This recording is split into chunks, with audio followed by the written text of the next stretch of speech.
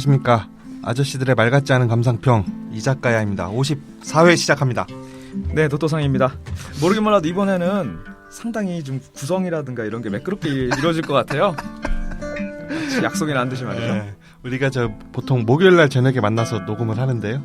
목요일날 밤에 녹음하고 오늘 점심시간에 막간을 이용해서 편집을 하려고 금요일 점심시간에 이걸 봤더니 파일이 날라가 녹음이 안 된 거예요. 그래서 급하게 다시 만나서 금요일 지금 점심시간 좀 지났는데 다시 만나서 녹음에 임하고 있습니다. 반찬했어요. 네. 온당한 만차죠. 그쵸? 네. 반차 이럴 때 내라고 있는 거지. 그렇습니다. 다들 방송할 때 내지 않나요? 그치. 이른 미디어 시대에. 그렇습니다. 어떻게 한 주간 잘 지내셨는지. 네, 잘 지냈습니다. 어제 뭐하고 지내셨습니까? 속전속결 한번 가볼게요. 네. 그 영화 암수살인 봤고요. 네. 그 와우북 페스티벌 홍대에서 지난 주말에 있었던 책 파는 거리. 네, 고기 한번 싹 둘러보고 왔습니다. 샤갈의 책 읽는 마을. 네. 대학생 때인가? 아니야, 네. 대학생 때 아니 20대 때 도토상님이 요런 게 있다 알려줘가지고 한번 그때 간 이후로 한 2, 3년에 한 번씩은 이렇게 들렸었는데 올해는 못 갔네, 작년하고. 원래 행사는 수요일부터 진행이 됐고 그 거리에서 책을 판매하는 거는 각각 그 출판사별로 부스를 마련해가지고 책을 판매하는 거는 금, 토, 일 이렇게 3일 동안 행사가 있었어요. 근데 금, 토에 비가 많이 와가지고 그러니까 방문객들이 거의 없더라고요. 근데 그것도 그건데 어디 홍대역 입구를 시작점으로 보면, 그래서 저 상수역을 끝에점으로 보면은 앞쪽에는 주로 좀 메이저한 베스트셀러를 많이 낸 출판사들이 배치돼 있고, 예를 들면 뭐 돌베개나 뭐 이런 거 그런 데입니다. 그런 데들이 배치돼 있고, 저 후반부로 갈수록 독립출판사랑 1인 그 출판사들 그런 데들이 좀 나와 있더라고요. 그래서 우리가 꽤 후원해주고 있는 바다 출판사는 어디쯤에 있던가요? 근데 저희가 거의 매출의 한 55% 이상을 책임지고 있는 바다 출판사는 그 정도 되지? 그 시작점에서 뒷부분을 기준으로 10단계로 나누면 한 7 정도 기점에 후반부 쪽에 있더라고요. 그럼 뒤에서 3? 네네. 그래서 앞쪽에서도 하나 부스가 있긴 있었던 것 같은데. 두 군데? 네. 근데 그 뒤쪽에는 월간지라든가 이런 매거진을 좀 꼭지로 하는 다른 출판사들이 모여 있는 그런 부스였고, 앞쪽에는 이제 바다 출판사 전용 부스였던 것 같은데. 편집 부스와 전용 부스 두 군데를 운영하더라. 네, 그런 것 같은데 저희가 가가지고 갑질 좀 하고 왔습니다. 말씀드렸다시피. 못 들었는데 한번 얘기 좀 해봐. 바다 출판사 그 부스를 방문해가지고 아니나 다를까 그쪽에서 메인으로 매대 위에 제일 앞쪽에 배치한 게 그 뉴 필라소퍼랑 스캡틱하고 우먼카인드 이렇게 3종 잡지가 있는 거예요. 그래가지고 우리가 한 일주일에 소개한 바 있는 3종 세트. 네, 다행히도 비가 오고 우천 관계로 방문자가 없는 상태여서 저희가 딱 그 부스로 들어가니까 눈에 확 띄지 않겠습니까? 그래서 반갑다, 어서 오세요 등등 이제 멘트를 주시더라고요. 그래서 제가 바로 손가락을 찌면서 이거 3개 3종 세트 제가 정기 구독하고 있다. 근데 이렇게 말씀드렸더니 뭘 조그만 것들을 뭘 챙겨주시더라고요. 뭐 이렇게 소품들, 뭐 책갈피 같은 거 이런 것들. 책갈피? 네네. 책갈피 유용한데? 저는 책갈피를 안 쓴 지가 너무 오래돼가지고. 그래요? 책갈피 안 써요? 포스트잇으로 그냥 붙여버리죠. 저는 얼마 전에 그 아티스트들, 음악하는 사람들이 연남동 카페에서 음악회도 하고 그 카페 뒷마당에서는 그 핸드메이드 뭐 이런 것들을 만들어서 파는 뭐 그런 걸 했었는데, 거기서 책갈피를 살짝 가죽으로 된 거 엄청 많습니다. 그래서 책갈피가 집에. 근데 책 보고 이렇게 접어놓을 때는 책 종이를 접어요. 종이를 접어서 그냥 해놔요.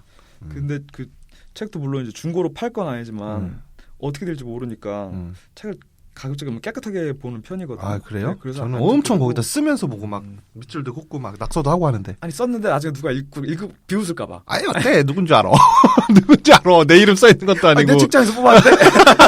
지인이 가져갔을 때? 네네. 어때요? 그래서 그렇게 책을 안 빌려주는구만. 어마어마한 장서가인데 책을 안 빌려줘. 아니, 왜 나부터 봐야지. 아니, 뭐 어떠냐 물어볼 때. 빌려달라고 그러면 뭐 하나 사주지. 뭐 빌려주질 않대. 그게 그 이유구만. 이게 딱딱 맞아 들어가네. 사실 저는 책을 그 책 겉표지 색깔별로 배치를 합니다. 그게 빠지면은 컬러 밸런스가 붕괴가 돼요. 팝아트군요. 네. 아무튼 뭐 거기 방문해가지고 요거 3개 제가 정기구독 하고 있다라고서 방구 좀 끼고 왔습니다. 그렇군요. 예, 그렇습니다. 그 얘기는 안 할 거예요? 아, 그 독립출판사 그 비 맞은 얘기는? 네네. 그것도 말씀 한번 드려볼게요. 한번 이쯤 돼서 이런 방송 어차피 저희가 워낙 또 파급력 있는 방송이니까 어떻게 해서든 간에 귀에 들어갈 거예요. 그 계셨던 분들이 한번 각성을 해주시고 저 다름이 아니라 요는 이렇습니다. 비가 내리는데 저 독립출판사 업계 몇 개가 같이 부스를 혼용하는 데를 들어갔는데 그분들이 이야기꽃이 펴져서 아주 그냥 박장대소를 하시면서 서로 공감하시면서 초면이신 것 같은데 이야기꽃이 완전 펴가지고 판매라든가 홍보라든가에서는 그 부인들이 왜 거기 와 계시는지 취지를 완전히 잃으셨더라고요. 근데 이 부스라는 게 천막 캐노피 천막을 2개, 3개를 붙여놓은 거라서 그 접합 부위로 비가 뚝뚝뚝뚝 떨어지고 있었어요. 그게 매대 위로 다 떨어져서 거의 휴지노가 내리듯이 책이 그리고 독립출판 책들은 우리가 알고 있는 양장본인 것도 있지만 뭐 희한하게 옛날에 우리 초등학교 때 시험 보던 그 갱지로 돼 있는 책들이 있더라고요. 근데 걔는 차마 제가 집어들질 못하겠어요. 녹아내릴 것 같아가지고 짚는 순간 네. 손 잡은 데가 뚝 떨어져. 네. 그래가지고 이거 어떻게 해서든 간에 이분들한테 알려야 될 것 같아요. 얘기를 너무 재밌게 하셔가지고 제가 죄송한데 책이 이렇게 되고 있어요 얘기하기는 조금 그렇더라고요. 그래가지고 제가 방백을 좀 했죠. 아니 세상에 이 책들이 비에 이렇게 젖어서 이렇게 배치돼도 되는가? 막 이런 식으로 그러는데 아랑곳하지 않으시고 이거 더 재밌는데? 다시 녹음하니까 더 재밌네요. 그래서 메인 방송들은 리허설 한가 봐요. 네. 그래서 리허설하고 하는 저 출연자들 얼마나 재밌겠어 자기들끼리. 그러니까 내가 웃어야 될 때는 아니까. 그러면 내용은 재미없는데 그걸 똑같이 하니까 웃기는 건가 봐요. 이게 바로 이제 연기자들의 재미가 이런 거군요. 덥네요, 더. 아무튼 그래서 제가 그 안타까움을 뒤로 하고서 그 부스를 떠났던 기억이 남네요. 그 방백으로 얘기하니까 네네. 그 분들이 안 들리는 척하고 있는 거죠. 그럴 수도 있습니다. 저 대사로서 네. 그 사람에게 직접 얘기를 해야지. 네. 그랬는데 무대에 뛰어 올라올 수는 없어가지고. 아니 그분들 연기자 같은 연기자. 몰래 카메라인가요? 방백은 연기자끼리 안 들리는 거잖아요. 네네. 그 저기만 관객만 들리는 그렇습니다. 거죠. 그래서 이분들이 관객이라서 무대에 뛰어오를 수는 없었고 차마 그분들이 연기자라니까 같은. 그래요? 그분들 그래서 연기자. 못 들었다. 그분들 연기자. 그래서 어제부터 이걸 계속 못 알아듣네. 그래요? 아니 저는 왜냐면 그 연기자가 방백을 하더라도 필경 저놈이 범인일 것이야 라고 하더라도 그 탐정한테 관객이 알러와서 저 사람이 범인이에요 라고 얘기를 안 하잖아. 그래서 그런 의미에서 말씀하시는 줄 알고. 아무튼 요거 그렇습니다. 한번 떠놓고 할까요? 진짜 빵빵 터질 것 같은데 그때. 네, 그렇습니다. 방백. 왜 이렇게 나이 들면은 방백을 합니까? 그러게 말입니다. 제가 이렇게 가끔씩 동네 돌아다니다 보면 네네. 노인분들이 네. 이거 저 무슨 동 몇 번지 이거 어디로 가지? 이렇게 방백을 하세요. 네네. 저한테 그냥 젊은이 몇 번지가 어디로 가나 이렇게 물어보면 되는데 네. 왜 그러시? 이게 나이 먹은 분 저절로 그렇게 되나 나이 먹으면? 네, 그런 것 같아요. 그러니까 입이랑 뇌랑 동시에 사고가 진행이 되는 것 같아요. 연결돼 있어? 네. 직렬로? 제가 옛날에 약수터에서 통에다가 이건 어제 안 나온 얘긴데? 안 웃길 거예요. 걱정하지 마세요. 말통에다가 물을 받고 있는데 뒤에 어르신이 제 뒤로는 물통이 한 3개 정도가 더 있고 그분이 맨 마지막에 도착하셨는데 급하신 것 같아요. 근데 아이고 나 이거 미숙이 약속에도 이거 가야 되고 이거 영숙이 이 뒤에 전화도 한다 이거 어떡하나 이래가지고 제가 이 뒤에 있는 물통이 모두 내 것이면 제 권한으로 맨 앞으로 당겨 드릴 건데 뒤에 있는 건 제 거 아니잖아요. 그거를 끝까지 들으면서 한 5분 동안 들으면서 물을 받고 있는데 지금 몸둘 바를 모르겠더라고요. 바꿔주면 되지 그럼 자리를. 아니 그렇다고 해서 맞교환. 그러니까 저 사람 물통이랑 내가 갖고 있는 물통이랑 용적이 똑같아. 그럼 등치시키지. 근데 치환시키는데 제 물통이 그렇지가 않았어요. 그리고 그렇게 방백하는 거는 반응 안 해도 됩니다. 네. 안 들리는 거니까 무대 위에 다른 연기자들한테는 그런 방백이니까. 말풍선 기능 같은 게 있어서 머리에 떠다니면 좋겠어요. 네 그렇습니다. 그렇습니다. 저도 이렇게 혼잣말을 이렇게 해요. 저 양치질 할 때 이렇게 혼잣말을 합니다. 네. 중얼중얼 하면서 이렇게 양치질을 하면 저 친구나 여자친구가 도대체 양치질 하면서 뭐 누구랑 얘기하냐고 뭐 그렇게 항상 그랬는데 양치질 전동 칫솔 쓰시는 건가요? 아니요 저는 개인 칫솔 개인 칫솔 그렇지 다 개인 칫솔 쓰지. 아니 저 지난번에 그 회사엔 하나 갖고 같이 돌렸습니다면서. 예전에 우리 대학생 때 그 에피소드 중에 우리 친구 그 이동성이라는 친구가 있었잖아요. 네, 있습니다. 근데 칫솔을 되게 칫솔모가 엄청 큰 걸 썼잖아요. 네. 어느 정도 크냐? 보통 일반인이 쓰는 칫솔모의 한 네. 3배 정도 길이가 되는. 네네. 그래서 언뜻 보기에는 이게 운동화 소리인가 싶을 정도로 구두소리인 줄 알고. 그걸 쓰는데, 근데 또 너무 오래 써서 칫솔모가 네. 거의 무슨 저기 야자수 이파리처럼 옆으로 이렇게 축축 쳐져 있었잖아요. 벌어져서. 나일론 빗자루처럼 돼가지고 이게. 그래서 그때 그 자취방에 그 3명의 친구 같이 자취를 했었는데 1번 친구가 항상 화장실 가면 아니 누가 자꾸 이 바닥 닦는 소를 저 칫솔통에다가 꽂아놓나 해서 자꾸 그 친구는 그걸 네네. 꺼내서 내려놓고 이동성 친구가 들어가면 아니 누가 자꾸 내 칫솔을 바닥에 내려놓나 해서 그걸 다시 칫솔통에 꽂아놓고 그게 몇 개월이 반복이 되다가 어느 순간 서로 이걸 내려놓고 올려놓는다는 걸 알게 되고 그래서 빵 터졌던 기억이 나네요. 심지어 그 저 내려놓는 친구가 그걸로 욕실 바닥 청소도 한번 했었다고. 네. 근데 얼마 전에 어떤 팟캐스트 김용민 씨가 진행하는 어떤 팟캐스트 들었더니 거기에 출연하는 여자 아나운서 박지혜 아나운서가 있는데 그분이 집에 가면 엄마가 자꾸 자기 칫솔을 바닥에 내려놓는데 아, 그래요? 그 얘기 에피소드가 며칠 전에 그 얘기를 하더라고요. 그래서 야 이게 어떻게 우리가 겪은 일을 인터넷에서 본 거를 갖다가 그 사람들 얘기하는 것도 아니고 우리가 겪은 일을 똑같이 이렇게 또 겪었던 게 있구나. 아니 근데 그분은 칫솔이 어떻게 생겼길래 그냥 똑같은 칫솔처럼 생겼을 거 아니에요? 그렇겠죠. 또 아무래도 여자분이니까 또 작은 걸 쓸 테고. 뭐 이게 칫솔모가 많이 벌어졌었나 보죠. 그런 소리 하겠군요. 예, 그렇습니다. 갑자기 생각이 나네요. 아, 이거는 어제 없었던 얘기인데, 시간 10분이나 갔어. 암수살인 가야죠. 암수살인 간단하게 얘기하죠. 이게 어제 보니까 2부가 너무 네네. 시간이 내가 모질러가지고. 방대해가지고 제가 편하게 쉬다 갔는데. 네. 암수살인 어떻게 보셨어요? 암수살인요. 네, 또 매끈한 영화. 오늘 오늘 주제인 영화 스타이즈본이랑 비슷하게 매끈하고 기교가 별로 없습니다. 담백하고. 맞아요. 그리고 저희가 의문을 좀 품었던 건 주지훈 씨 연기가 어떠냐? 이제는 그 연기에 있어서 기복이라든가 오르고 내림이 명확하게 눈에 띄고 그러니까 감정 관리가 한 컷 안에서 쏙쏙 이루어지는 게 야 이제는 우리가 칭찬해줄 때가 되지 않았냐?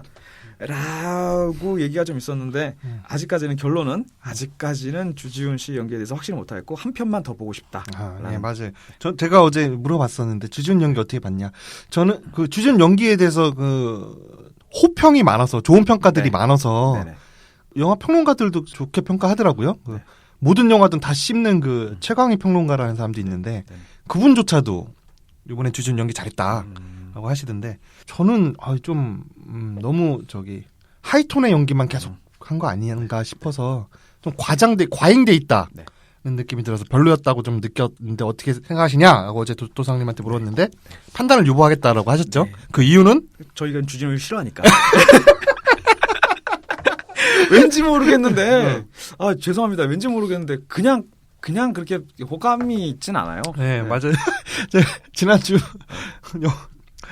영화 오독 녹음에서도 주지훈 씨를 싫어한다고 얘기를 했었는데 저희 그리고 그러니까 약용 대마라든가 이런 것들 시장에서 유통되고 하는 것에 대해서 전혀 반감이 없고 저희도 옹호하는 입장이거든요. 스탠스는. 근데 그것과 무관하게 그 주지훈 씨 지난번에 그 신과 함께인가? 거기에서도 연기도 그렇고 그러니까 너무 저희가 봤던 영화에서는 조금 말씀하신 대로 그 업돼 있는 연기만 봐서 그런지 조금 살짝 거부감이 좀 있고 그러네요. 신과 함께 해서 또 주지훈 연기가 별로 그렇게 좋다는 느낌이 안 들었는데 근데 그때는 그 감독의 연출력 문제가 아닌가 싶을 정도로 왜냐하면 같이 출연한 다른 배우들의 연기도 다 별로라는 느낌이 들었거든요. CG를 좀 연기를 다운시킨 거 아닐까요?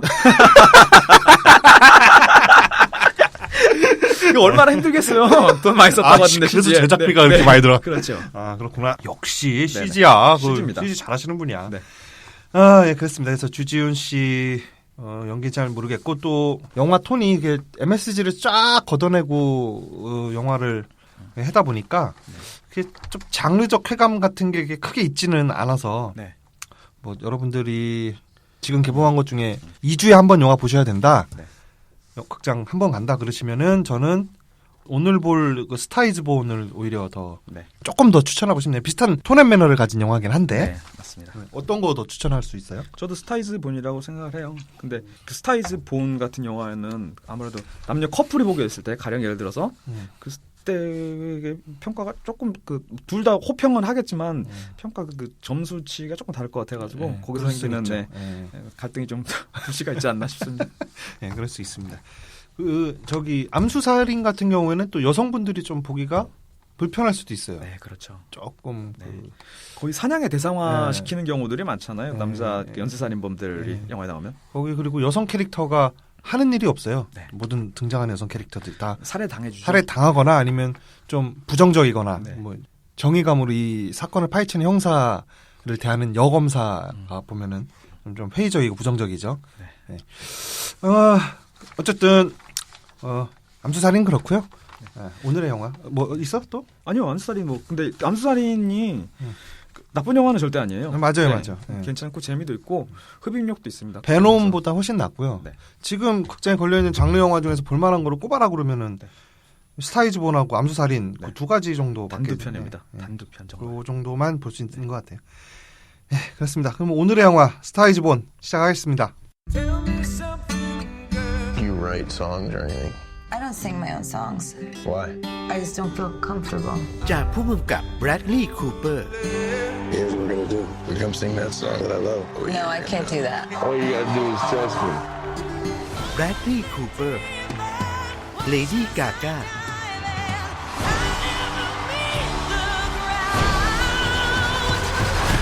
A Star Is Born วันนี้ในโรงภาพยนตร์ 스타이즈본 기본 정보 주시죠. 네, 기본 정보. 2018년 미국 영화입니다. 네, 15세 관람가고요. 네. 15개 회사가 같이 만들었다는 게 합작 영화가 아니라 15세 관람가고요. 그리고 15세 관람가가 상당히 관대해져가지고 노출이 있습니다.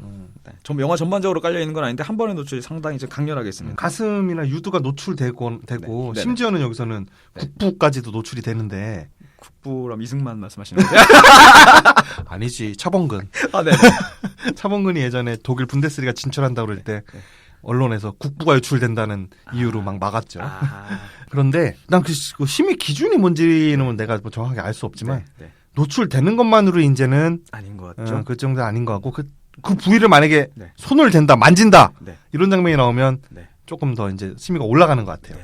그러니까 요즘 남성 성기 같은 경우도 심심치 않게 나와요. 네. 그러니까 송강호 씨도 많이 네. 보여주셨죠. 네. 그러니까 배우들이 나치로 나오는데 그냥 신체 일부 기관, 손이나 발처럼 나오는 것에 대해서는 상당히 관대하더라고요, 요즘에는. 근데 그게 어떻게 성행위라든가 섹슈얼한 행동에 동원이 되면 그 수단으로 쓰이면은 조금 꺼림직하게 다루는 것 네, 같은데. 그런데 이제 남성은 그런데 여성의 성기에 대해서는 좀 터부가 있는 게 네. 우리나라 그 성인샵 있잖아요. 네네. 길거리에 네. 대부분은 쇼윈도를 불투명하게 만들어놨죠 성인샵은. 네. 그 이유가 일단 거기 와서 그 쇼핑을 하는 사람들의 프라이버시 뭐 그 문제도 있지만 또 하나는 성기 모양을 한 그 도구들이 바깥에 길거리에 보이면 처벌을 받는데 남성 성기는 처벌을 안 받아요. 그래요. 근데 여성 성기 모양을 한 기구가 만약에 보이면 공연 음란죄로 처벌받습니다. 그래요. 일종의 그 모자이크 기능이네요. 네, 그래서 유리가. 그 똑같은 성기 노출인데도 불구하고 남성과 여성 성기를 바라보는 이 또 법적인 기준에도 차별이 있다. 뭐 문화를 반영한 거겠죠.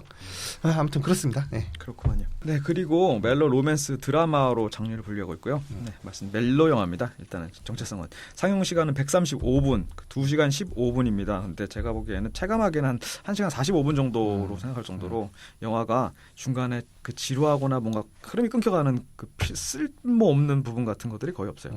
그리고 브래들리 쿠퍼의 감독 데뷔작이고요.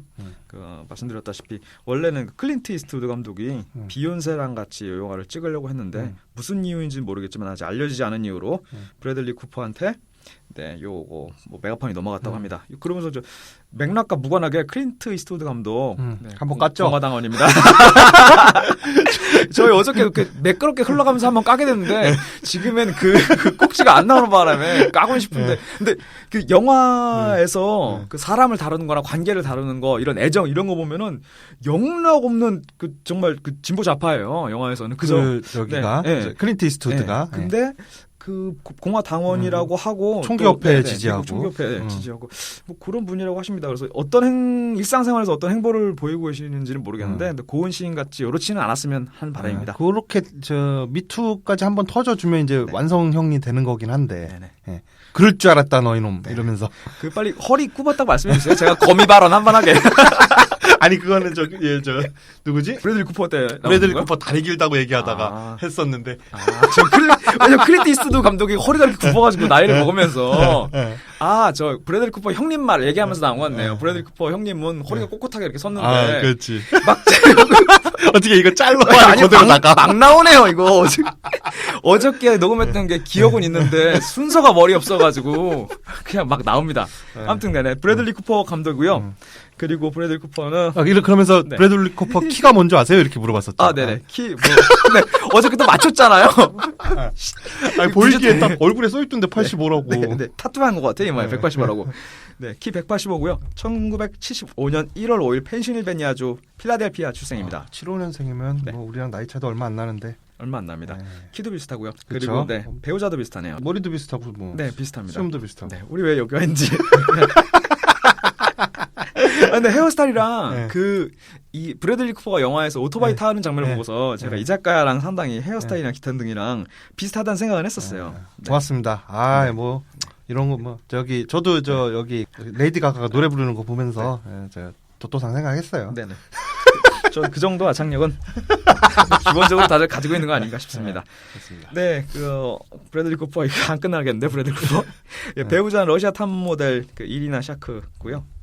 그리고 경력을 한번 보자면 브래들리 쿠퍼 1999년 섹스앤드시티로 데뷔해서 2009년 행어버로 유명세를 타기 시작해가지고 2010년 진짜 재밌었는데. 네 1탄은 진짜 재밌었죠. 1탄 진짜 재밌었어요. 네. 정말 진짜 이게 현우 터졌다고 하나요? 박장대소 영화 보면서 네. 꼭 잡고 웃었네. 네, 남 얘기 같지 않은 것도. 그리고 또 그 영화가 중간에 한번 컷돼가지고 시간이 뒤로 넘어간 다음에 거기가 이제 마치 영화 사이에서 시간이 점프한 거를 블랙아웃인 것처럼 처리하는 그 무슨 일이 있었는지 거꾸로 역으로 이렇게 조금 찾아 나가잖아요. 네. 그 장면에서 되게 재밌었고. 네. 아무튼 그리고 2010년 에이트공대에서부터 공이 모두가 미남 배우라고 칭하는 그런 미남 배우. 에이트공대에선 저 캐릭터 이름도 미남이었잖아요. 멋쟁이였죠, 네, 멋쟁이. 네. 그리고 2011년 리미트리스 그리고 2012년 실버 라이닝 플레이북 이걸로 아카데미 나무주연상 노미네이트 한번 됐다가 미끄러지셨고 파트너였던 제니퍼 로렌스는 여우주연상 이걸로 수상한 걸로 알고 있습니다. 그리고 2013년엔 아메리칸 허슬로 또 노미네이트 한번 되시고 2014년 가디언즈 오브 갤럭시에서 너구리 한번 하셨습니다. 너구리. 네. 그렇죠. 너구리라고 그러면 화내는데. 네, 로켓. 너구리가 걔가 맞긴 맞는 거죠? 너구리 아니고 라쿤이잖아요. 라쿤, 네. 아메리칸 스나이퍼. 요거로 또 뭐 나무주연 노미네이트 한번 됐어서 3년 연속 나무주연 노미네이트 되고서 수상 못한 사람은 한 2명인가 정도밖에 없다고 하더라고요. 그리고 더 셰프 알로아 조이 등 출연하셨고 2015년엔 리미트리스 드라마 버전 요거 기획하시면서 영화 제작에 대해서 좀 나래를 조금 펼치시는 과정 중이었던 것 같아요. 그리고 지금은 전기 영화 다른 영화 연출하고 계시다고 레너드 번스타인이라고 미국의 그 지휘자 작곡가 관련된 전기 영화. 그리고 주연 출연 예정 중인 거는 WWE의 CEO 빈스 맥맨 전기 영화 요거 준비하고 계시다고 합니다. 2015년 기준으로 수입이 488억 원으로 포브스 조사 고액 출연료 배우 4위였었다는 거 요거까지만. 근데 그게 연간 벌어들인 수익이잖아요. 네네, 488억 원이. 그렇죠. 그러면 회차당 얼마 받는지 요걸 밝혀줘야지. 1년 총 버는 걸 밝혀주면 어떻게 그 포브스 진짜 궁금한데 회당 얼마를 받을까? 그래서 만만하면 저희 한번 부르죠. 네, 그렇습니다. 그리고 레이디 가가는요. 네, 레이디 가가 86년 3월 28일 뉴욕 맨해튼 출생입니다. 네. 86년. 네네. 키 155. 그럼 브래들리 쿠퍼랑 30cm 차이 나는 거죠? 그 정도 차이 나게 한잔하네요. 나오더라고요. 그러네요. 네, 그 뭐 가수로서 뮤지션으로서는 뭐 제가 따로 언급할 필요는 없을 것 같고요. 뭐 그래미 트로피 6개 보여준 싱어송라이터이자 팝 아티스트. 그리고 퀸 노래 좀 라디오 가가에서 따온 예명 라디오 가가. 레이디 가가. 막 가죠. 뭐. 어저께 있는 거 없지. 있으면 그거 짜서 붙이라고 하려고 그랬는데. 네, 그리고 영화 쪽에서는 2012년 그 마셰티 킬즈에서 카메오로 출연 한번 하셨다고 하고 2013년은 신시티 2에서 또 카메오. 그리고 2015년에 미드 아메리칸 호러 스토리 시즌 5에서 주연하시면서 골든 글로브를 수상하시고 또 그렇게 훌륭치 않은 연기로 골든 글로브를 수상한 것 같다라는 주변의 여론으로 조금 무리를 한번 잃었다. 그리고 힐러리 클린턴 지지자입니다. 요거 때문에 아무래도 그 클린트 이스트우드 감독이 찍으려고 하는 영화, 이거 농담입니다. 그렇습니다. 레이디 가가가 이 영화에서 저 컨디션 좋게 나올 때는 약간 저 스칼렛 요한슨 얼굴이 좀 있고 네네. 컨디션 안 좋게 나올 때는 우리나라 배우 이순화 배우 얼굴이 좀 있더라고요. 네네. 근데 한 80%는 컨디션이 좀 안 좋게 나와요. 네네. 어땠어요, 이제 레이디가? 나는 레이디 가가의 얼굴이 이런지 몰랐어. 맨날 그 퍼포먼스 분장하고 있을 때 얼굴만 이렇게 보고 또 그렇게 관심 있는 연예인도 아니어서. 그러니까 레이디 가가가 보여주는 비주얼은 거의 저희들이 포털 사이트를 이렇게 뭐 들어가 보면 거의 저희한테 주입이 되잖아요. 네. 레이디 가가 뭔가 파격적인 뭐 복식이라든가 이런 걸 메이크업을 한번 했다 그러면 어딘가 그 메인 어디 구석탱이에 떠 있어가지고 클릭을 하게 돼요. 그래서 그런 것만 알고 있다가 최근에는 레이디 가가가 조금 얌전한 메이크업이라든가 옷을 입고 나면 그게 파격이라서 뜨는 거예요. 요즘 그래서 몇 번 봐서 어떻게 생긴 외모라는 것만 알고 있는 정도. 나는 레이디 가가 이렇게 좀 이렇게 외적으로는 그냥 뭐 특별할 게 없는 사람인가를 지금 처음 알았어요. 네네. 노래도 뭐 별로 좋아하지 않고 별로 관심이 없어서 86년생이시구나. 아니, 모르겠어요. 그 무조건 그 서구 쪽 여자분에 대해서는 되게 점수를 되게 후하게 외모에 대해서 점수를 되게 후하게 주는 게 있어서 다들 이쁘다 하시는데 저도 그건 잘 모르겠습니다. 죄송하지만. 예, 그렇습니다. 이 영화 스타이즈 본 일단 그 리메이크 영화고 우리가 그 제목 이거 얘기했었나요? 네, 했었어요. 예, 스타이즈 본. 네. 이게 저 스타 탄생이라는 원래 제목이 있었는데 굳이 스타이즈 본이라고 이거를 음차해가지고 썼을까? 뭐 좀 이해는 좀 안 가요. 스타이즈 본 입에 딱 붙지도 않는데. 네, 저는 근데 오히려 그 스타 탄생이라는 그 제목이었으면 그러니까 엔터테이너로서의 흥망성쇠에서 최고점에 있을 때 영화가 끝나는 느낌인 것 같아서 스타이즈 본이라는 게 차라리 그 스타 탄생보다는 조금 낫지 않을까 이 영화에서 그렇게 생각이 돼요. 저는 어제 안 한 내용인데 어제 집에 말아요. 가서 이거 곱씹어 보니까 그런 생각이 들던데 곱씹고 일부러 지운 거 아니에요?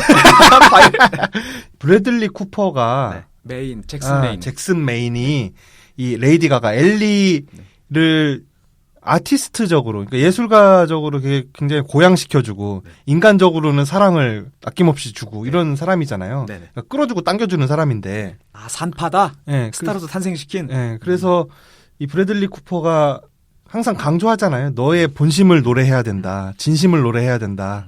그래서 레이디 가가가 좀 유명해지면서 낸 노래들의 평상시 삶에 전혀 관계가 돼 있지 않는 가사들 막 이런 게 들어있으니까 브래들리 쿠퍼가 굉장히 좀 실망하고 이런 장면이 나오죠. 그 청바지 잘 어울려 뭐 이런 노래.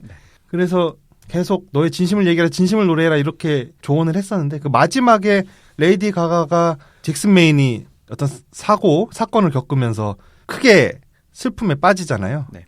그래서 자신이 겪은 그 슬픔을 노래로 클라이맥스 그 마지막 엔딩에서 노래로 관객들 앞에서 부르면서 끝나는데 그래서 저는 거기서 비로소 이 레이디 가가가 아티스트로서 스타로서 태어나는 것이다. 이렇게 되게 감독이 좀 의도를 했는 건가? 자기 진심을 노래하는 자기 남편을 기리는 그런 노래를 함으로써 그렇게 생각을 했는데 그렇게는 레이디 가가가 앞에서 진심 없는 그 후크송들을 부를 때도 노래를 너무 잘해. 그래서 그 뒤에 마지막에 그 슬픔을 겪고 나서 부르는 노래와 그 변별력이 없어요. 그래서 만약에 그런 의미에서 마지막에 진심을 노래하면서 새로 태어났다. 그래서 스타이즈 본이었다고 한다면 연출 잘못했습니다. 아니면 레이디 가가 너무 노래 잘했어. 앞에서부터. 일단 그런 생각이 좀 들었어요. 그리고 요거 브래들리 쿠퍼가 이게 한국에서는 스타 탄생이라는 제목으로 옛날에 개봉을 했었다. 그런 영화를 리메이크한 거라고 알고서 영화를 제작했었으면 그래도 제작 의도에서 그게 조금 반영되지 않았을까 싶습니다. 왜냐면 한국 시장은 또 무시할 수가 없거든요. 영화 시장이 워낙 커져가지고. 저 아시아에서 저 3위잖아요. 네. 그렇습니다. 아시아 뭐 나라 3개밖에 없잖아요. 아시아? 인도. 농담이에요. 네. 저 인도는 워낙에 발리우드가 잡고 있어서 안 되고 중국 시장은 1년에 10편인가 밖에 헐리우드 영화가 못 들어간대요. 공산당이 찍는 거 10개만. 그래서 근데 일단 들어만 가면 수익이 기본으로 보장돼 예, 있죠. 기본으로 뭐 유럽 합친 거, 네. 유럽 전부 다 합친 거보다 큰 수익이 나기 때문에 어떻게든 좀 저희 좀 영화 좀 어떻게 다 가이질 할 테니까 좀 뽑아주시면 안 돼요? 뭐 이렇게 하면서 엄청 굽신거린다고 하네 그래서 영화사들이. 요즘 헐리우드 영화들이 중국 자본 텐센트라든가 이쪽 중국 자본을 받아가지고 출자해서 영화를 제작을 하잖아요. 네. 중국 시장에 들어오기 쉽게. 네. 그러다 보니까 뭐 어색한 것들도 좀 있고 많아요. 네. 그 아무래도 스토리에서 돈 된 사람 의도에 따라 좀 휘둘리지 않겠어요? 네. 그리고 요번에 베놈에서도 의도적으로 그 차이나타운을 배경으로 많이 찍었더라고요. 네. 그렇고요. 시놉시스를 간단하게 있어요? 이제 말씀드리겠습니다. 참 그 스포일러가 어제 녹음하고 보니까 엄청 많더라고요. 그래서 만약에 이거 보실 분들은 네. 일단 저희가 결론부터 얘기하면 이거 추천이니까 여기서 방송은 끄시고 보시고 난 다음에 들으시든지요. 아니면 나는 뭐 스포일러랑 관계없이 그냥 듣고 보겠다 하면은 그냥 들으시고요. 시놉시스. 노래에 놀라운 재능을 가졌지만 외모에는 자신이 없는 무명 가수 엘리는 공연을 하던 바에서 우연히 톱스타 잭슨 메인을 만나게 된다. 자신의 모든 것을 사랑해주는 잭슨의 도움으로 엘리는 자기만의 열정을 폭발시키며 최고의 스타로 거듭나지만 잭슨은 어린 시절의 상처와 예술가적 고뇌 속에서 점점 무너져 가는데 예, 저 어떻게 보셨습니까? 아말지수, 문턱지수부터. 문턱 지수는 어제 얼마죠? 50 가겠습니다. 50. 네, 50 가고 문턱 50. 그리고 아말 지수는 68점 정도 가겠습니다. 이게 똑같네? 네. 이게 지금 극장을 한 달에 한 번 정도 찾으시는 관객 입장에서는 당연히 베놈을 선택하실 것이고 그리고 그게 아니면은 한국 영화 암수살인이 접근성이 더 좋죠. 네. 아무래도 네, 김윤석, 주지훈 이런 데 있으니까. 그리고 이 포스터 자체가 이게 마케팅도 되게 세게 하는 것도 아니라서 버스 옆면 측면에 달려서 지나가는 거 한 번도 못 봤어요. 스타일즈본은 마케팅도 세게 영화 자체가 큰 예산으로 만든 영화가 아니라서 마케팅의 비용도 한정이 돼 있을 거잖아요. 그래서 300억 들었죠, 네. 300억. 저희가 접할 수 있는 거는 포스터밖에 없는데 포스터가 메리트가 전혀 없어요. 음악 관련된 영화에서 보셨던 어저께 얘기했던 그 원스가 또 뭐죠? 비긴 어게인? 비긴 어게인. 네. 또 싱스트리트는 아니다. 예외. 그런 류의 남자 배우, 여자 배우, 기타 나오는 그런 딱 분위기에다가 하물며 이 영화는 포스터도 흑백이에요. 블랙 앤 그레이예요. 그래가지고 가을 분위기랑은 맞아 들어갈지도 모르겠는데 지금 극장 한번 찾아서 자극적인 영화들을 원하시는 분을 발길을 끌기에는 힘들다고 봅니다. 50점 가고요. 근데 만약에 영화를 보셨으면 이거 특정 성별을 지칭해서 그쪽에서 환장할 영화다라고 얘기하기는 좀 위험하고 그 남녀가 공히 좋아하실 영화입니다. 네. 그렇습니다. 아름다운 로맨스. 네. 저도 뭐 비슷해요. 문턱지수가 50, 문턱지수 50이면 좀 보통이 평범하네. 네네. 저도 60 갈게요. 5, 60, 50. 이게 반반입니다. 이게 브래들리 쿠퍼라는 미남 배우가 출연하기 때문에 또 나름 브래들리 쿠퍼 팬층이 있을 거예요. 우리나라에도. 네. 그렇기 때문에 여성분들이 뭐 쉽게 선택할 수 있지 않나라는 생각이 들고 또 그때 레이디 가가의 팬층이 우리나라에 좀 있나? 남자 중에? 남성 중에 모르겠는데 네. 엄청나다고 들었어요. 그 우리나라 한번 내한 한번 했었잖아요. 네, 잠실에. 네, 엄청난 성황리에 공연을 끝마쳤다고 그때 네. 기독교 단체들이 네. 그 반대했죠. 시위하면서 저거 뭐 악마주의다, 악마 숭배주의다라고 해서 나중에 그 요거는 에피소드인데 나중에 그 레이디 가가가 뭐 트위실인가 어딘가의 입장을 그 기독교 단체 덕분에 상당히 싼 값으로 광고를 할 수 있었다라고 비아냥거리는 멘트를 한번 아무튼 이러저러한 이유로 팬층이 두껍다는 것만은 뭐 공이 입증된 것 같습니다. 저도 그 레이디 가가가 그 잠실 거기서 구장에서 하는데 네. 제가 그때 그 잠실구장 옆에 고가도로 있잖아요. 네네. 거기 그래서 지나가면 잠실구장이 이렇게 들여다 보인단 말이에요. 네, 네. 들어갔는데 그 사람들이 막 소리를 엄청 지르고 모였길래 뭐지? 뭐 홈런 쳤나? 했더니 레이디 가가였더라고요. 아 그렇군요. 하여튼 그래서 저도 문턱지수 좀 있다. 50 정도 있다. 그러나 보통 이게 배우들이 이 배우들이 아니었으면 7, 80까지도 올라갈 영화인데 브래들리 쿠퍼 뭐 또 레이디 가가 저 티켓 파워가 아마 있을 것이라고 믿고 50. 그래서 만약에 보신다면은 그래도 한 70? 아말지수 한 7, 사람들 한 70%, 80% 분들은 100분 중에 재밌다고 하실 것 같아요. 괜찮습니다 영화가. 그리고 그 어떤 그 레이디 가가를 그냥 아티스트로 대하는 분들은 레이디 가가가 뭔가 창조해내는 창조물 같은 것을 즐기실 거잖아요. 근데 그냥 인간적으로 팬으로서 그 캐릭터를 좋아하시는 분은 레이디 가가의 물론 다른 면을 되게 보고 싶을 거잖아요. 그러면은 충분히 이 영화가 매력적으로 다가올 거라고 생각합니다. 그 레이디 가가 그 맨 얼굴 이런 게 나오니까 네. 전 처음에 좀 충격적이었어요. 충격적이긴 하더라고요. 그 바에서 드랙 바에서 처음에 노래할 때. 네, 드랙바에서 노래할 때 그때 너무 못생겨. 네네. 근데 그렇게 못생기게 분장을 했어요, 사실. 네네. 그 무대 분장을. 네. 전반적인 내용은 브래들리 쿠퍼가 그러니까 잭슨 메인이 정점에 서 있는 락 가수, 컨트리 락 가수예요. 네. 네. 스타죠. 네. 어느 날 공연을 마치고 다음 공연지로 떠나기 위해서 개인 전용 비행기를 타기 위해서 공항으로 가다가 한 잔 더 알코올 중독입니다. 네네. 한 잔 더 먹고 가기 위해서 한 잔 더 먹고 싶다 해서 운전기사에게 근처 술집을 찾아봐라 해서 아무 술집이나 들어갑니다. 들어갔더니 마침 거기가 드랙바예요. 트랜스젠더 언니들이 노래하고 공연하고 이러고 술도 먹고 하는 그런 바입니다. 거기서 그냥 술을 먹고 있는데 레이디 가가가 거기서 나와서 노래를 하는 거죠. 레이디 가가는 트랜스젠더 아니지만 그 트랜스젠더들이랑 친해서 그걸 같이 노래를 하는 거예요. 그래서 그 레이디 가가의 노래에 반해서 그리고 레이디 가가라는 사람에게도 반해서 사랑에 빠지고 그러면서 자기 전국 투어에 레이디 가가를 데리고 다니면서 무대에도 세우고 세션으로도 쓰고 이렇게 또 사랑도 키워가는 뭐 그런 내용입니다. 그러다가 레이디 가가의 재능을 알아본 유명 프로듀서로부터 이제 영입 제안을 받아서 레이디 가가도 정식으로 이제 가수로서 데뷔하게 되죠. 그래서 레이디 가가는 새로운 떠오르는 스타로서 그래미상까지 타가면서 이제 승승장구하게 되고 그럼 배급이에요? 타가게? 잭슨 메인은 이제 정점을 찍은 이후에 점점 그 내리막길을 겪으면서 어디 뭐 이상한 그 미국인들 그 이상한 거 뭐 이런 거 하잖아요. 무슨 진보와 건강 생활 네네. 뭐 집회 뭐 이런 데 나가가지고 강연 사이사이 막간을 이용한 그 밴드 공연 이런 거까지 하는 그런 처지로 이제 전락을 하면서 이 둘의 사랑이 과연 계속 이어지는지 네. 그런 아주 그 미스테리 심령물입니다. 네네. 환장합니다. 이 영화 자체가 매력적일 수밖에 없는 게 그러니까 아름답고 자신을 불태우는 산화시키는 그런 멜로물을 좋아하시는 분 입장에선 정말 매력적일 수밖에 없는 게 여기서부터 브래들리 쿠퍼가 우리가 다 알고 있는 그 천재시인 이상같이 자기를 안으로 산화시키면서 불태우면서 점점 그 추락해가는 천재 뮤지션이에요. 아티스트예요. 얼마나 매력 있어요. 환장하죠. 근데 이 양반이 다른 것 이것저것 보지도 않고 맹렬히 내 사랑만을 향해서 돌진해.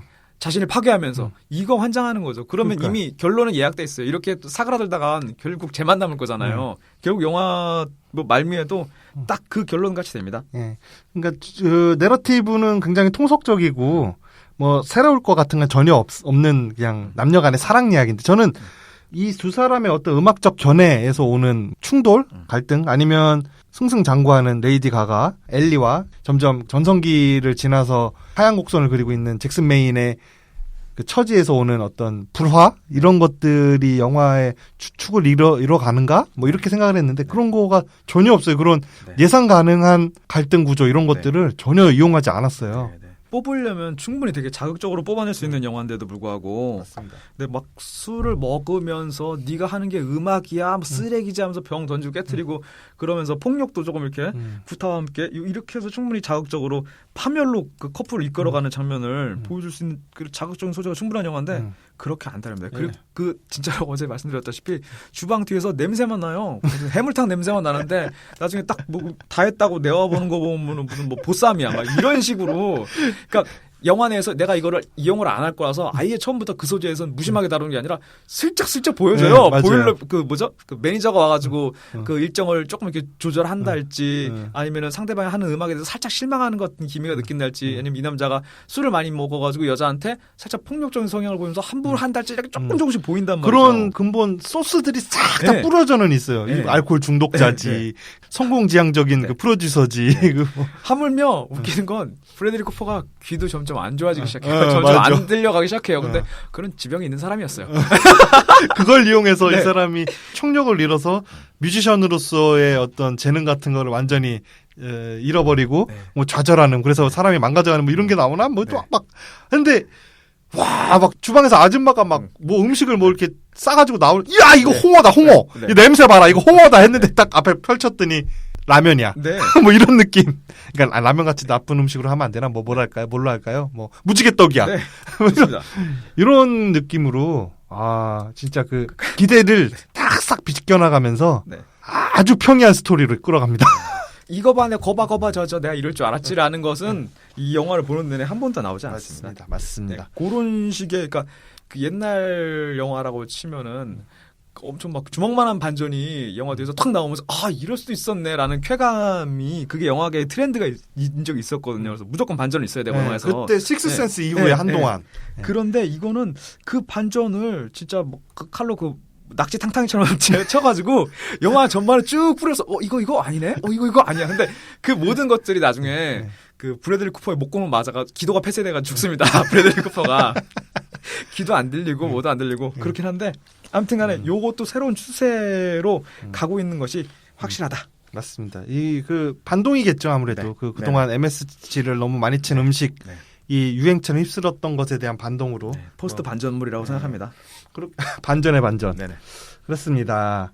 이 브래들리 쿠퍼는 기본적으로 장애가 있죠. 청력. 네. 청력에 장애가 있어요. 계속 이명 현상에 시달려요. 네, 악화 중이죠 또 게다가. 그게 계속 악화되고 곧 있으면 넌 청력을 잃을 것이 분명한 의사의 조언이 있는데도 보조 장치를 쓰지 않고 뭐 이렇게 고집 있는 사람이고. 크게 의문인데 수술도 거부하고 장치도 거부하고 지금 이게 더 악화되는 걸 멈출 수 있는 이 상태에서 멈출 수 있는 그런 수단 자체를 얘가 좀 거부하는 게 이해가 안 가죠. 네, 명확하게 그냥 추락하는 천재 같아요. 그리고 우리 같아서 봐. 너 지금 의사가 간이 좀 망가졌으니까 너 조심해야 돼 하면 엄청 조심할 걸. 참. 그래서 못 끼고 다녀야 돼. 그러면 엄청 끼고 다닐 텐데. 간 스페어로 하나 더 사놓죠. 그러면. 청계천감합니다. 네. 그러나 이 브래들리 쿠퍼는 어릴 때 그게 이제 스토리상에서 명확하게 드러나지는 않는데 브래들리 쿠퍼의 그 스치는 듯한 대사에서 이렇게 암시를 줘요. 어릴 때 아버지와 단둘이 살았는데 늙은 아버지와 아버지가 이제 혼자 키우다 보니까 무관심 속에서 방치돼서 살았던 거예요. 브래들리 쿠퍼가. 그래서 자살 시도까지도 한 적이 있었는데 아버지가 그것조차도 눈치를 못 챘던 뭐 이런 일화 같은 걸 이렇게 얘기를 한단 말이에요. 아버지 역시 알코올 중독자셨고. 네. 그래서 형이 매니저 역할을 맡고 있는데 형도 아버지를 별로 좋아하지 않고 이 브래들리 쿠퍼도 그다지 아버지를 좋아하지 않는 거는 같아요. 그죠? 근데 그게 명확하게 대놓고 드러내지는 않는데 그 마음속에 항상 공허함을 가지고 사는 뮤지션입니다. 그러던 와중에 레이디 가가라는 사람을 만나서 사랑을 느끼고 공허함을 이렇게 채워가는 그런 사람이 되는 거죠. 레이디 가가는 그에 반해서 부모 사랑을 잘 받고 사는 것 같아요. 얘도 아빠밖에 없는 것 같은데. 화목해 보이더라고요. 예, 아버지가 조금 웃기기도 하고. 그런데 레이디 가가는 자기 외모에 컴플렉스를 굉장히 갖고 있어요. 못생겼다고. 그 못생긴 외모조차도 브래들리 쿠퍼는 굉장히 예뻐해주고 그러니까 점점 좀 자존을 회복해 가죠. 그러면서 브래들리 쿠퍼의 사랑을 먹고 무럭무럭 자라나서 아티스트로서의 각성까지도 이루어서 결국엔 최고의 스타가 된다. 뭐 이런 캐릭터입니다. 저는 좀 이렇게 보면서 느낀 게 브래들리 쿠퍼가 너무 불쌍하다 생각이 들었어요. 어제도 얘기했지만 여자 아티스트로서 고양시켜주고 끌어주고 지도해주고 계속 영감을 북돋아주고 또 데뷔까지 시켜주잖아요. 네. 그리고 또 연인으로서 그 최대한의 사랑을 다 퍼주고 그다음에 마지막에 레이디 가가의 짐이 되지 않기 위해서 자살까지 하게 되는 다 퍼주고 다 해주고 이렇게 가면 너무 불쌍하잖아요. 네네. 그래서 저는 마지막에 브래들리 쿠퍼 최후를 맞이했을 때는 너무 안타깝더라고요. 그랬더니 어제 뭐라고 하셨는데 그랬나요? 사랑을 계량적으로 계산하니까 그렇다고. 네, 그렇죠. 사랑을 셈해서 계측하고 셈해서 그 브래들리 쿠퍼의 사랑의 정량과 레이디 가가의 사랑의 정량이 공이 다르지 않느냐. 뭐 그렇게 따지면은 뭐 브래들리 쿠퍼가 그 좀 딱하고 불쌍하긴 한데 죽음을 일단 떼어놓고서 생각하면 영화 시작 도입부에서 둘이 처음 만나는 그 자리에서부터 영화를 통틀어서 레이디 가가가 제일 못생기게 나오는 씬이었거든요. 근데 그때서부터 이미 브래들리 쿠퍼는 사랑에 빠집니다. 그 제일 못난 외모에 대해서. 그러니까 브래들리 쿠퍼한테는 레이디 가가의 외모는 더 이상 문제될 것이 아니에요. 그리고 영화가 진행되면 처음부터 끝까지 브래들리 쿠퍼의 사랑에 의심스러운 장면이 단 한 면도 없어요. 맞아요. 한 장면도. 네. 우리 그 락커면 어. 분명히 호텔 또 옆방에 또 이렇게 어. 모델들 미녀들 불러가지고 또 파티 따로 진행시키고 있다 왔다 갔다 두탕 뛰잖아요. 네. 락커도 영화에서 보면 그런 장면부터 레이디 가가를 함부로 하는 그러니까 자기 그것도 바로 자기가 실수를 인정하잖아요. 네. 그러니까 영화 처음부터 끝까지 브래들리 쿠퍼의 레이디 가가를 향한 사랑을 의심가는 장면은 하나도 없고 그러니까 그 옆방에 미녀를 넣고 두탕 뛴다라는 얘기는 그렇게 하는 락스타 많은데 네네. 브래들리 쿠퍼는 하지 않았다. 네, 저희가 추락하는 락스타를 다루는 영화들 보면 다들 그러거든요. 네. 그거 어디 그 씬을 어디서 파나 봐요. 그래서 삽입을 하나 봐요, 영화에. 청계천에서 네. 팔어. 근데 레이디 가가는 불안해해요. 당연히 처음 만났을 때 내가 노래 공연을 하고 있는 조그만 바에 락스타가 왔어. 그리고 같이 나가서 술 먹재라고 했었을 때 쟤는 원래 저러고 저렇게 뿌리고 다니는 락스타인가 보다라고 그렇죠. 생각을 하지. 제가 나한테 사랑에 빠졌나라고 생각할 사람은 아무도 없거든요. 사실.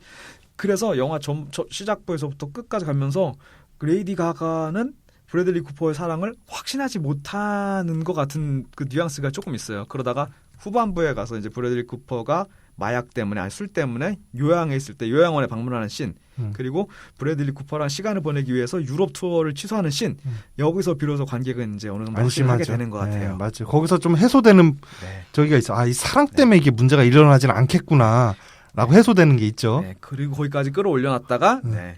그래서 여기서 이게 그래 저런 식으로 좀 마음이 변해서 성공을 맛보더니 마음이 변해서 그렇지. 그렇게 갔으면은 제가 만들었으면 그렇게 갔겠죠. 네. 근데 그런 기대를 그런 예상을 이렇게 살짝 딱 비껴 나갑니다. 사랑은 아무 문제 없어요. 네. 그 레이디 가가 표정이나 이런 게 좀 뭐랄까 좀 어제도 얘기했지만 이렇게 사랑스럽거나 네. 뭐 이렇게 보이지가 않고 되게 좀 화가 나 있는 것 같은 표정이라 눈에서 보면은 전투력이 이렇게 막 보여요 눈에. 그래서 브래들리 쿠퍼를 이렇게 바라보는 눈빛 레이디 가가 마음이 변하나 나는 그것도 불안했고 또 말씀하신 대로 브래들리 쿠퍼 최고의 스타니까 또 레이디 가가를 잠깐 데리고 노는 건가 이런 좀 불안감이 있었는데 그런 걸 싹 존나 사랑해 둘이. 네. 그렇습니다. 그리고 또 하나 또 긴장감을 주는 게 서로의 음악적 견해. 네. 브래들리 쿠퍼가 이 레이디 가가를 픽업을 해서 무대에 세운 이유는 뭐 사랑하는 여자라서 그런 것이 아니라 이 여자에게 재능이 있기 때문인 거잖아요. 네. 노래를 들어보고 네. 그러면서 항상 조언을 하는 게 너의 진심을 노래해야 된다라는 걸 계속해서 조언을 하는데 레이디 가가가 유명 프로듀서에게 픽업돼서 솔로로서 데뷔한 이후에는 진심을 노래하는 게 아니라 유행가를 부르잖아요. 네.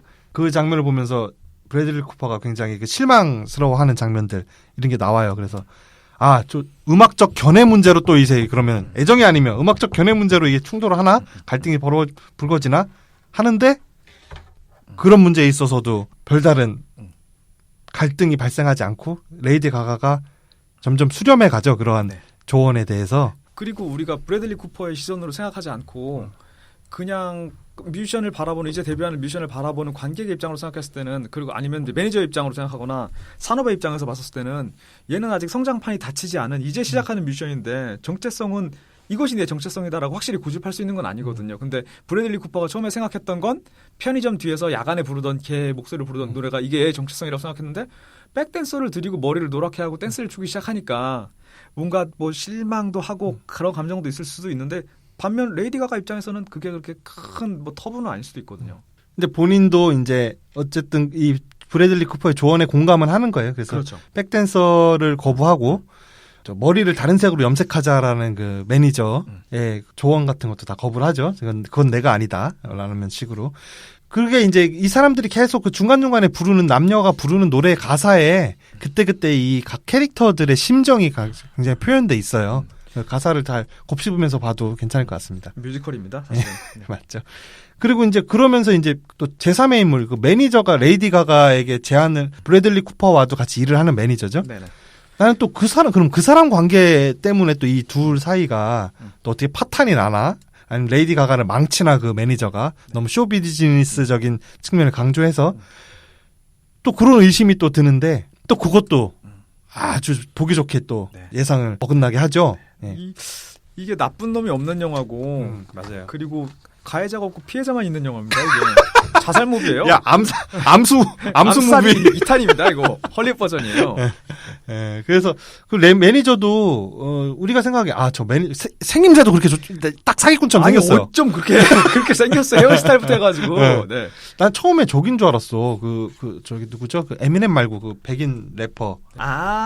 저스틴 팀버레이크. 네, 저스틴 팀버레이크. 래퍼는 아니죠. 네, 아무튼간에 난 그 사람인가 얼핏. 네. 근데 너무 젊은데 뭐 이렇게 했는데 어쨌든 그 매니저가 이제 당연히 매니저는 그 쇼비즈니스적 그 관점에서 이 레이디 가가를 키우려고 하잖아요. 네, 투철한 직업인이죠. 예, 예. 어떻게든 성공을 시켜야 하니까. 그래서 뭐 댄서도 투입시키고 춤도 같이 배우게 하고 또 머리 염색도 막 이렇게 하고 그러니까 아이돌화 시키려고 하는 거죠. 그런데 레이디 가가가 그걸 이렇게 거부해서 충돌이 일어나요. 거부하는 레이디 가가와. 그 상태에서 이 사람들의 그 갈등, 이거에서 줄다리 이런 게 또 이제 크게 있나 했더니 또 매니저는 또 매니저대로 이 아티스트의 의견을 굉장히 존중해요, 또. 네, 네. 이게 뭐 다 좋은 사람들만 있어, 여기는. 자꾸 주방에서 냄새, 미나리네, 미나리. 이렇게 주방에서 자꾸만 다른 재료를 투입하고 다른 재료가 냄새가 확 나기 시작해요. 주방에서. 미나리네, 미나리. 이렇게 나중에 시리얼에 우유 말아가지고 나오면 이게 물론 맛이 없고 몸에 안 좋다는 게 아니라 얼마나 여러 가지 영양소가 고루 들어있어요. 우유, 단백질도 들어있고. 근데 이런 충격이 조금 없지 않아 있는 영화입니다. 네. 그리고 내가 먹으려고 하는데 누가 엎어. 툭쳐가지고 엎어. 그러면서 눈물이 떨어지는 영화예요, 이게. 그런 식으로. 그러니까 이 지금 연출의 방향성, 방법 이런 거를 갖고 얘기했을 때 이런 지점들이 굉장히 좀. 아직까지 신선하죠. 네, 신선하게 다가올 수 있다. 네. 사실은 전공법으로 쭉 나간 건데. 네. 그게 신선한 우리가 너무 달고 달았어. 네. 네. 그러니까 근데 이 양반이 브래들리 쿠퍼 이 양반이 진짜 스타로서 전성기를 한 10년 정도 누려가지고 웬만한 블록버스터 영화라든가 슈퍼히어로 무비에 뭐 배트맨도 했다가 스파이더맨도 했다가 이래서 자극적인 연출을 수없이 많이 접한 다음에 이제는 좀 다시 말을 좀 미원을 좀 빼고 조미료 빼고 하자 이런 배우는 아니거든요. 지금 막 이제 슬슬 뜨기 시작했는데 근데 자기가 메가폰을 잡고 나서 이런 연출을 한다는 게 기특합니다. 그러니까는 톰 크루즈 같은 배우 아닌데 네네. 그렇죠. 그리고 또 하나가 뭐가 있을까요? 뭐 이게 맥락없이 훅 들어가는 것 같지만 저희가 만약에 파일을 복원해가지고 다시 제공할 수 있으면 그 부분 한번 들려드리기. 저희 어저께 녹음했던 날림 파일에는 형님의 후진하는 연기, 차량을 뒤로 후진하는 연기가 자연스럽게 매끄럽게 나오거든요. 정말 이 영화를 통틀어서 가장 첫 번째 좋은 뇌리에 남는 씬이라면 요 씬을 꼽을 수가 있죠. 네, 아주 찐한 씬입니다. 네. 근데 되게 담백하게 연출했어요. 네. 그 장면이 뭐냐면 매니저를 맡은 형과 이 동생이 어떤 불화가 생겨요. 당연히 있겠죠. 네. 불화가 생겨서 형이 이제 떠납니다. 아버지 무덤과 관련된 불화인데 형이 떠나요. 떠나고 브래들리 쿠퍼가 알코올 중독으로 있는 요양원에서 한 생활을 이제 몇 개월을 한 것 같아요. 그거 퇴원하는 길에 소원해졌다 멀어졌는데 그 형님이 다시 브래들리 쿠퍼를 태워서 집까지 데려다 줘요. 그리고 브래들리 쿠퍼가 집에서 내리면서 머뭇머뭇하다가 한마디를 날립니다. 네, 그러면서 형한테 사과를 하는 거죠. 한마디로. 쭈삣거리면서. 네, 그리고 문을 태워줘서 고마워서 그 픽업 트럭 문을 탁 닫고 걸어 들어갑니다. 그때 형이 바로 뭐 이렇게 그 안에서 이렇게 어깨를 들썩들썩 뭐 이런 흐느끼고 이런 것도 아니고 핸들에 머리를 박죠. 대부분 보통 영화에서는 너무 슬퍼서. 그런 아니면 뭐 같이 내려서 네. 뭐 포옹을 한다거나 포옹하죠. 그게 아니라 바로 후진을 합니다. 그 후진을 하는 그 돌아보는 그 눈에 서서히 빨갛게 눈이 충혈되면서 눈물이 그렇게 고여드는데 CG 아닐까? 다시 약간 이게 눈이 돌아보는 순간 빨간 게 아니라 그 후진하는 그 씬 중에서 점점 빨개져요 눈이. 너무 진짜 뭉클한 장면이에요. 그게 길게 말 안 해. 막 주저리 이래서 내가 용서를 하고 너무 고맙다 뭐 이런 말이 아니라 그 형의 후진하려고 돌아보는 그 얼굴에서 그냥 이 형제애가 느껴지더라고요. 그리고 그 묵은 감정들 이런 것들이 그 씬 때문에 제가 볼 땐 토마디의 눈빛 연기는 2등으로. 그렇지. 토마디 이번에 베놈 때문에 이 형님이 밀려나야 돼. 이 형님이 뒤로 후진을 하는데 그 눈에서 눈물이 흐르는 것도 아니야. 눈이 점점 빨개지는데 그 장면을 하며 길게 쓰지도 않아요. 맞아요. 싹 하면서 딱 하는데 어저께 말씀드렸다시피 그 연기가 가능한 거는 저희 같으면은 뒤에서 카메라맨도 씨발 새끼 지금 무슨 나오냐? 막 이렇게 해가지고 뒤에서 막 욕을 해가지고 스태프들이 감독이 막 이래가지고 눈물이 뚝뚝 떨어지는 게 아니면 불가능하다고. 아니면 CG야. 둘 중에 하나야. 아니 토토장님은 누가 이 씨발 새끼야 스케 하면은 눈물 나요? 안 무서워요? 그리고 이 그 형 역할을 맡은 배우 샘 엘리엇. 코수염이랑 이런 게 너무 멋있죠. 네, 진짜 멋있어요. 네, 그리고 머리 스타일도 멋있고 네. 그 말씀 하셨잖아요. 그 턱 얘기했죠. 네, 턱 얘기 빨리 하세요. 턱이 네. 그 갑자기 40kg을 감량한 스모 선수 같은 턱이에요. 네. 근데 그것만 아니면 턱의 가죽이. 네, 턱의 가죽이 그것만 아니면 진짜 전반적으로 꼿꼿한 허리부터 그 자세부터 뭐 그 눈빛이랑 브래들리 쿠퍼한테 얼굴을 가격 당한 다음에 쓰러지고 하는 그런 스무스한 액션 연기까지 해가지고 너무 진짜 노쇠하지 않은 그런 배우더라고요. 네, 중년 그리고 배우더라고요. 눈이 부리부리하고 커가지고 그 눈물 연기 장면에서도 진짜 그게 돋보였던 것 같아. 눈이 커가지고. 그러니까 근데 이 양반 지금 사진 보니까 눈이 원래 좀 뻘거네. 아이 그러면 CG로 계속 하얗게 하고 있었네. 영화 내내. 영화는 제작비를 계속 CG를 하얗게 하고 있다가 그래서 그 시점에서 살짝 필터를 걷어내면서. 그래서 3천만 불이나 들었네. 네네네. 키도 188에 너무 멋있어요, 진짜. 눈썹 그냥 쑥검댕이처럼 탁 돼서 그 은발에 은색 수염. 저희 같은 남성들만 멋있다고 생각하는 건 또 아닐까요? 에이, 근데 전형적으로 이 배우가 영화에 나왔을 때 처음 봤을 때 그러니까 되게 멋있는 슈퍼 빌런 정도로 생각했어요. 영화에서 저 양반이 멋있고 멀끔한데 악역을 하겠구나 라고 생각했는데 그것도 아니더라고요. 네, 악역이 하나도 없으니까. 네네. 69년 내일을 향해 쏴라로 데뷔하셨네요. 아 그래요? 네. 키가 188, 브래들리 쿠퍼보다도 커. 그래서 키 얘기하다가 저 클린트 이스트우드 얘기 나왔는데. 아 그래요? 같은 거미 계열이잖아요. 아니 이분은 진짜 아직도 그 허리가 꼿꼿하셔가지고 정정하시고 그래가지고 등치 풍채도 더 있어 보이고 그런 얘기를 했잖아요. 네네네. 반면 클린트 이스트우드는 공화당원께서는 키가 엄청 크신데 허리가 살짝 슬슬 구부셔가지고 팔다리만 긴 게 동그란 육체에 달려있는 게 살짝 거미를 연상시키는 외모로 요즘 가고 계시다라고 하는데 했었죠. 그렇게. 네네네. 그게 뭐 공화당인 거랑 무슨 관계가 있나요? 아니 클린트 이스트우드는 가뜩이나 다리가 엄청 긴데 진짜 깜짝 놀랐죠. 네, 다리가 엄청 긴데 그 영화 뭐죠? 자동차 물려주는 영화? 그랜토리노. 네. 근데 거기에다가 상체가 허리가 이제 조금씩 굽으면서 가뜩이나 짧은 상체가 더 짧아 보이니까 이게 뭐 다리만 엄청 길고 팔만 엄청 기르니까 저 우리나라 사극에 출연 한번 하셨다가 능지처참인가요? 사지를 찢는 거?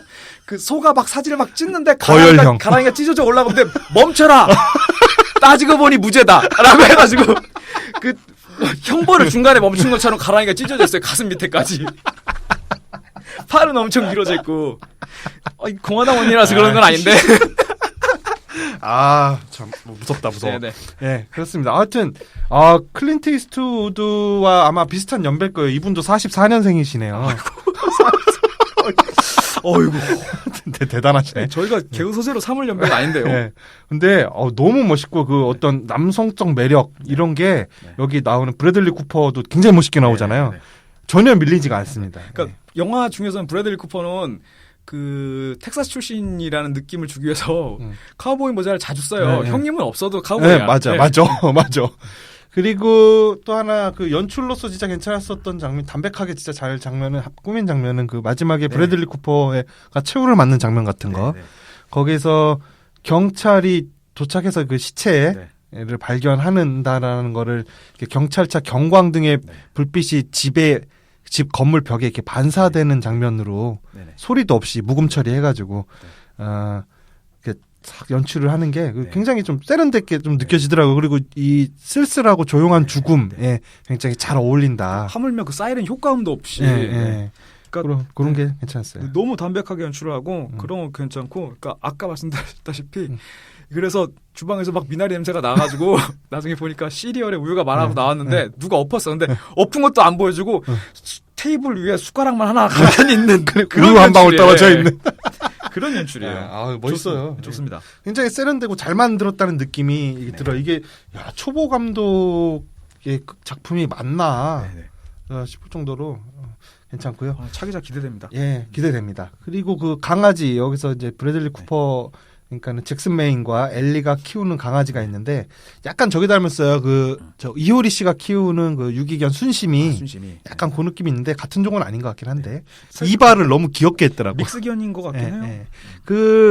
아마 브래들리 쿠퍼가 직접 키우는 개가 아닐까 싶을 정도로 강아지와 이렇게 뛰어노는 장면, 그러니까 행복한 한때, 네. 저 집의 행복한 한때를 보여주는 그런 장면에 강아지랑 같이 뛰어노는 장면이 나오는데, 그런 장면에서 강아지가 굉장히, 강아지와 브래들리 쿠퍼의 케미 같은 것도 굉장히 좋게 표현돼 있더라고요. 그래서 그런 장면, 모르는 강아지, 또 연기자랑 안 친해진 강아지를 그런 데서 쓰면 그 강아지가 연기자를 쫓아다니고 막 하기 위해서 연기자 주머니나 손에 간식, 냄새 풍기는 간식을 이렇게 쥐고 미나리 같은 예.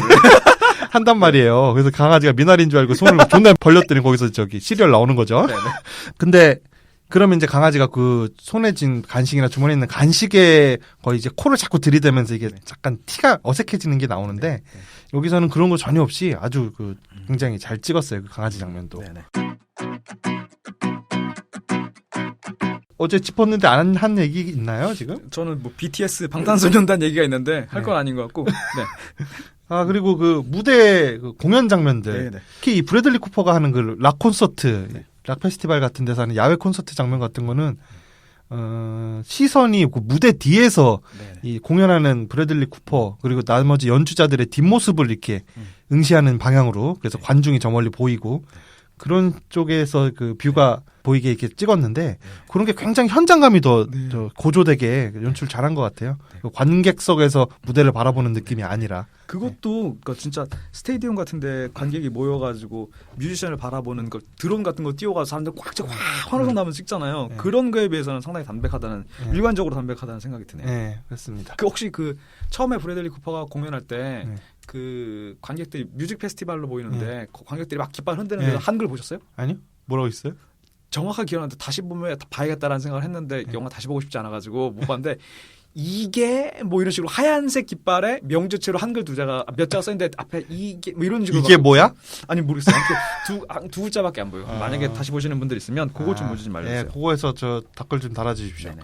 이게 뭐였는지. 그럼 무대 연출 이런 것도 굉장히 잘했고 나는 이 브래들리 쿠퍼가 또 한 가지 또 이게 우리 그 예상을 확 뒤집는 게 술 먹고 무대 위에서 한번 사고 칠 줄 알았어. 네네. 그 마지막 그 연주 장면에서. 네, 그죠. 아, 그래서 들었다 놨다 해, 네. 들었다 했다 진짜. 이게 진짜 비틀비틀해요. 막 브래들리 쿠퍼가 기타 메고 그런데 야, 거기서도 너무 멋있게 연주를 너무 멋있게 하더라고요. 뮤지션들 그러니까 남들은 이상하게 생각하지 않을 정도의 변주를 시작하면서 텐션을 띵띵 두 번 주잖아요. 그래서 그 보컬 노래할 사람만 왜 그러는 거지? 살짝 이상함을 느끼다가 매끄럽게 끝나서 바로 다음 그 연주 그렇게 시작하는 씬에서 바로 끝나는 씬으로 넘어가잖아요. 그래서 부축돼가지고 무대에서 나오잖아요. 그래서 벌써 끝난 거야? 하면서 들었다 놨다 네, 한다니까 맞아요. 관객을. 그리고 거기서 그 연주 브래들리 쿠퍼가 연주할 때 앞에서 노래하는 그 여자 가수 네. 표정 왜 그래요? 그 여자 가수가 더 민감한가 봐요. 그러니까 나는 그래서 저 표정이 연주 왜 저렇게 하는 그 띠꺼운 표정인 줄 알았더니 그 호흡을 잘 맞춰서 할 때도 그 띠꺼운 표정을 계속 하고 계시더라고. 원래 그러신 건가? 섬세한 뮤지션들은 네. 아까 연주를 머릿속에서 되새기면서 노래를 하시는 거겠죠. 그런 건가? 예, 그렇습니다. 그런 장면도 또 이게 우리한테 그 페이크를 거는 그런 장면입니다. 아, 진짜 들었다 놨다 한다. 굉장히 재밌고 그 레이디 가가의 가창력 그 음악 감독을 레이디 가가가 맡았대요. 음악 전체적인 음악에 대한 조율을. 레이디 가가의 가창력은 말할 것도 없고. 그렇게 레이디 가가 이렇게 피아노 치면서 노래하는데 이렇게 자꾸 그 하늘을 가르쳐 그 파울 플라이볼 얻어낸 저 투수처럼 멋있대. 그 퍼포먼스가. 그렇구만. 그것까지는 잘 기억이 안 나네. 그리고 브래들리 쿠퍼의 노래도 브래들리 쿠퍼가 이렇게 노래를 잘했나? 잘하더라고요. 싶을 정도. 그 노래 진짜 잘하고. 그다음에 목소리 톤도 이 캐릭터에 맞게끔 변조시켜서 이렇게 하잖아요. 웅얼웅얼하면서 낮은 저음의 목소리로.